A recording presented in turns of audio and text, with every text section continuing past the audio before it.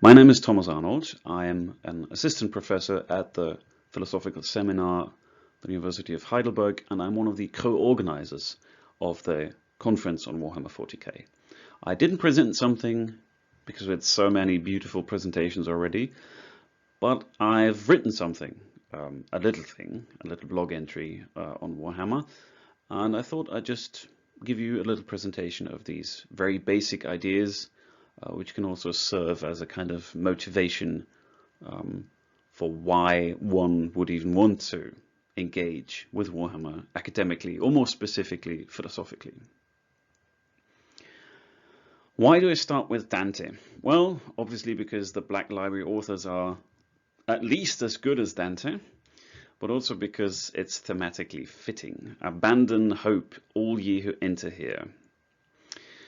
Why is the grim darkness of the far future so interesting, both personally and, more importantly in this case, academically? It's a good question, I think, because the grim darkness of Warhammer 40k is indeed very grim. There's even a meme going around about going to your personal favorite fictional universe. In the case of Star Wars, it's easy, it's exciting, Jedis and Wookiees and stuff. Star Trek, it's very interesting. At least mostly you have a peaceful confederation exploring things and pondering ethical questions. But Warhammer 40k? No way. Because in the grim darkness of the far future, there is, as we all know, only war.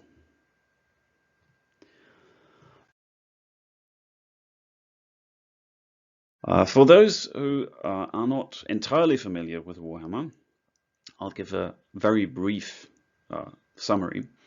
So in 1987, Warhammer 40k started out as a miniature tabletop war game set in the year 40,000, in which various groups from around our galaxy try to slaughter each other.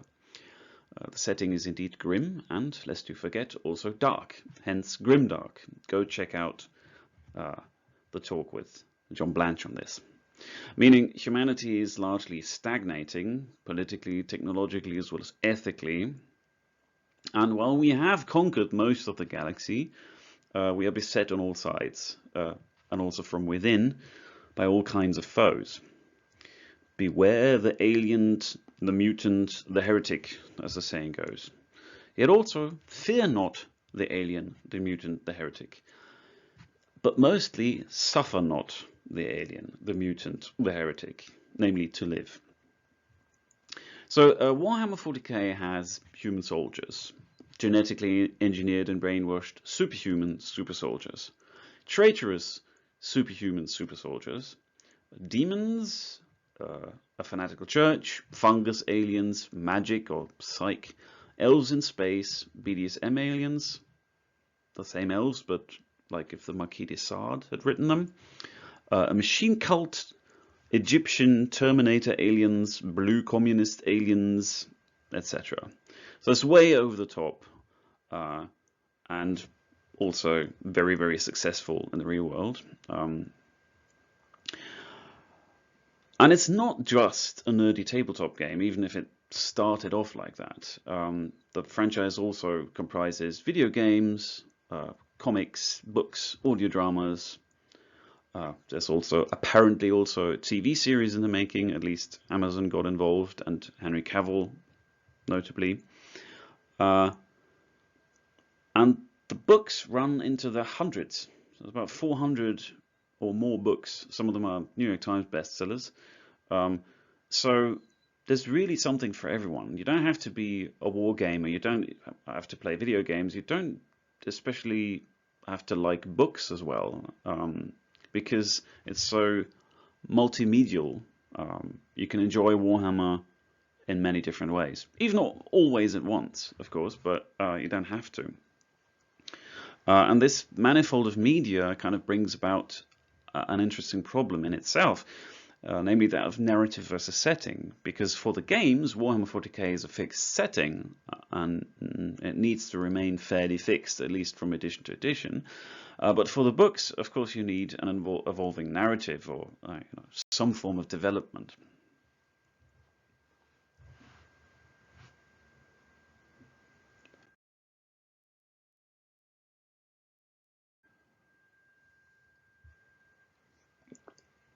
So, apart from the hard to paint and very expensive miniatures and the daunting number of books, what could be the appeal of Warhammer 40k, and how is it theoretically interesting? The obvious appeal of 40k is negative escapism. So the dystopian universe is so much worse than ours that it functions as a form of relief. So our situation could be way worse. What is philosophically interesting is how exactly it could be worse. For while there are infinite ways for our universe to be both better or worse, any utopian or dystopian setting must pick a specific way in which it is better or worse. And in the case of 40k, we have a cornucopia of things making life bad. In the course of 40k history, for example, humanity first progressed rapidly in terms of technology, leading to a successful, prosperous, galaxy-spanning civilization with almost magical powers, which then collapsed when the Men of Iron, so AI robots, basically turned against it. Now, technological and scientific progress is halted, even forbidden, and our understanding of machinery is, well, waning and mixed with theology.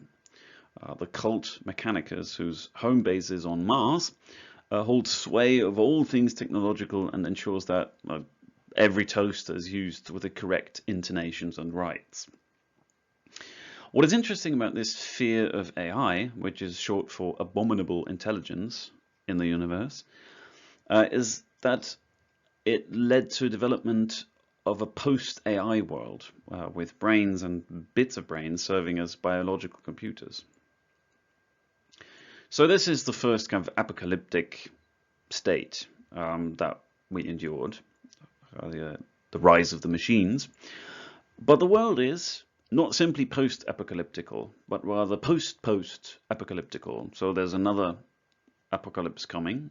And in fact, one might call the setting post-apocalyptical in several ways, as the war against artificial intelligences is not the only event in the fictional history which might be deemed apocalyptical.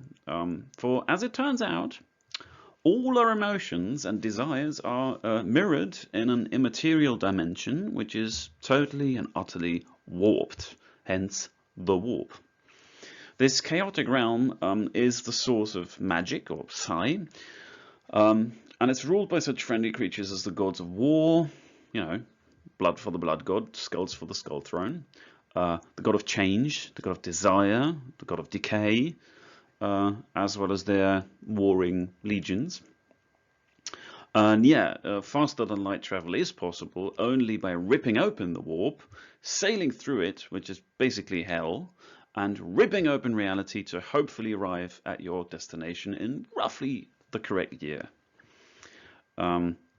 Warp space is pretty much the realized subconsciousness of all conscious races, and accordingly it is an absolute nightmare of a place, and its demons try to get out whenever they can.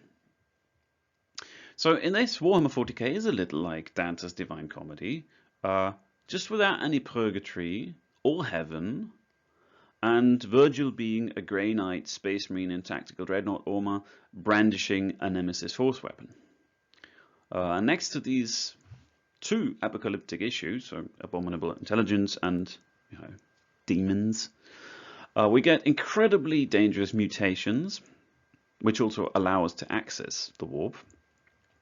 Absolutely catastrophic, galaxy-spanning civil war. Aliens who want to kill us for fun, orcs. Aliens who want to get rid of us because we're on their lawn, Necrons. Aliens who want to manipulate us, Eldari. Aliens who want to torture us in order to stay alive, Drukhari. Aliens who want to mind control us in the name of the greater good, the Tau. And aliens who want to eat us, Tyranids. So it's bad. It's really very, very bad. Were Gottfried Wilhelm Leibniz to live in the Warhammer 40k universe, he would absolutely not declare it the best of all possible worlds. Or maybe he would. Maybe he should, to avoid being burned as a heretic. The lore is so rich these days that several fairly big encyclopedias exist, together with dedicated YouTube channels, which might be another appealing aspect. Warhammer 40k is a rabbit hole, a topic in which we can immerse ourselves fully, hours on end. And since for Black Library everything is canon, but not everything is true, there needs to be no end to debates about contradictory accounts and purposefully vague descriptions and hints. So obviously many themes and tropes are not original. Dune, Star Wars, The Lord of the Rings and other works of fantasy and fiction have massively influenced this universe. In Sandy Mitchell's works starring Caiaphas Cain, we can even find the occasional Winnie the Pooh reference. The Trespassers William gets blown up, I think. Many authors also sprinkle in little in-jokes about obscure authors from the history of philosophy, like the great heretic philosopher of M2, Immanuel Kant. Yeah, so as can be seen from this very brief introduction, there's indeed much to discuss and to explore from very different perspectives: philosophy, theology, psychoanalysis, literature theory, science and technology studies, political science, and so forth. And I'll talk a little bit about philosophy now.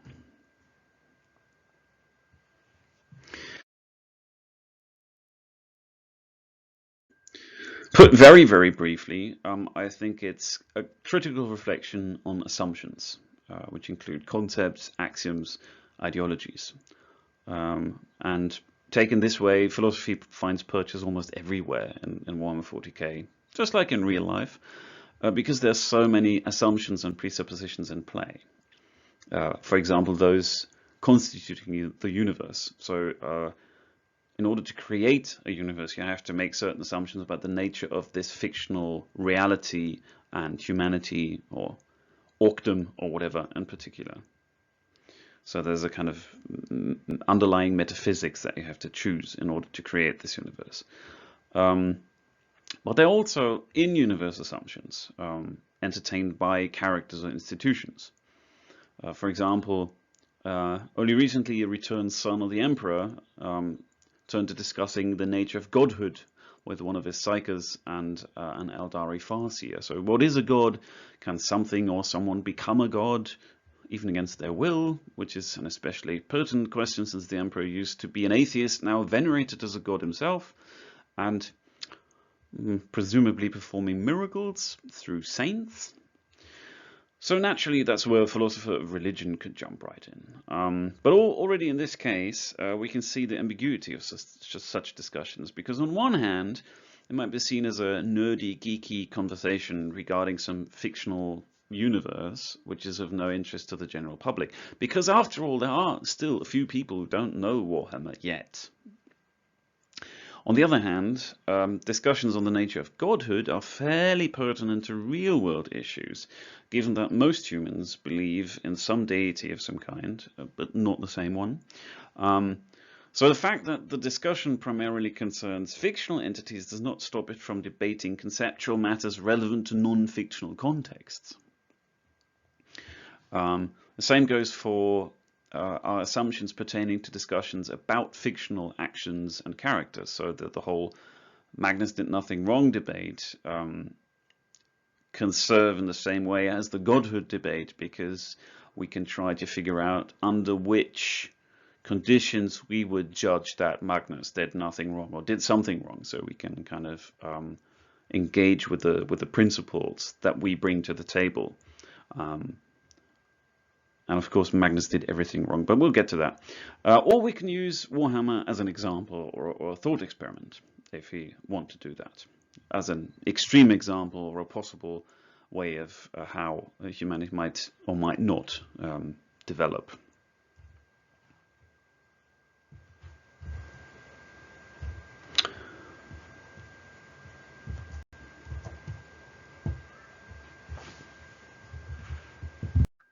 So, speaking of Magnus, we can jump right into ethics as an example. So when Magnus the Great broke into the webway to warn his father, the Emperor, about his brother Horus's treachery, did he do wrong? Given his father's prohibition to do so, and given the absolutely catastrophic consequences, it seems so. But are prohibitions and consequences the only measure of right and wrong? Did Magnus not exhibit a good will, especially given that he went against his father's will, willingly incurring his wrath just to warn him? Does intention count for nothing? Then again, Magnus's intention might not have been quite as pure as some seem to think. So all in all, quite a few factions seem to have what might be called a consequentialist or utilitarian point of view. So either good is good, what has good consequences, or the best is the greatest good for the greatest number. They just differ very much in who counts as subject in these considerations. Others are just raving fanatics or virtue ethicists, or just very, very hungry. So while we might not have to decide whether to break into the webway or whether to scour entire planets in order to stop more from being eaten, or whether to start the Octavius War is a good thing, I'm looking at you, Inquisitor Cryptman, on both accounts. While that might not be relevant in our everyday lives, the question which criteria are relevant for judging an action in one way or the other does arise in everyday life too. So here the extreme nature of Warhammer just serves as a foil for deliberations on our own world. Take political philosophy as another example. Plato did probably not have the emperor of mankind in view when he penned Socrates' proposal of a philosopher king or queen, as Plato explicitly mentions. But the idea of organizing a state around the ones most knowledgeable and lying to the rest where necessary is certainly something the emperor could approve as an adequate expression of justice. The orcs, on the other hand, are a direct model for might makes right, and red makes faster. And does that kind of menace of the alien not constitute a cause for a just war? And does not the aim of survival justify any means necessary, including unspeakable atrocities against other humans? So, yeah, however that may be, democracies are clearly not en vogue in the far future, and the rule of law not that well developed. But maybe they should be. Maybe a democratically organized imperium would function much better because democracies are more stable and better suited to adapt to fluid situations. Or maybe democracies do not work across the galaxy or in the face of alien invasions. That's something for the scholars of political philosophy to argue about. Anthropology also has a lot to discuss in Warhammer 40k, and we've seen some of the talks in the conference be about that. So the question, what makes us human, certainly gains some urgency when faced not just with Silicon Valley like post-humanist tech types, but by actual post, super and abhuman beings. So how much cyborgization can we endure before being more machine than human? And how can we consider these cyborgs as having free will? Since artificial computers are bad, we get literal brains in a vat, as well as lobotomized servitors. Do they count as human? And are genetically enhanced super soldiers still human? Do they have more or less worth than normal human beings? As one character puts it, the Space Marines are tools. They have no dreams, no true human potential. Although their physical and mental prowess is far greater than ours. Hence their deaths are no real loss. But that presupposes that the worth and value of a life rests on their power of their emotion and their imagination, for example. And why should we accept that? In general, like the image of humankind is fairly pessimistic in Warhammer 40k, but then again, we still cling on, and after all, love can bloom, even in the grim future. Finally, metaphysics is also an interesting discipline with regard to Warhammer 40k. For what is reality in a universe in which the minds of some can directly alter the state of affairs? In which the nightmarish realm of the immaterium is just a thought away? Is reality split into two, materium and immaterium, and if so, how are soul and body connected? It's a question that we've been asking for a while now in the real world. After all, we know most humans have immaterial souls in Warhammer, but how should we conceive of them? Or are materium and immaterium two sides of the same coin? Maybe Warhammer 40k is ultimately a Schopenhauerian universe. As Gilliman says in Godblight, only will is real, and none may outmatch my will.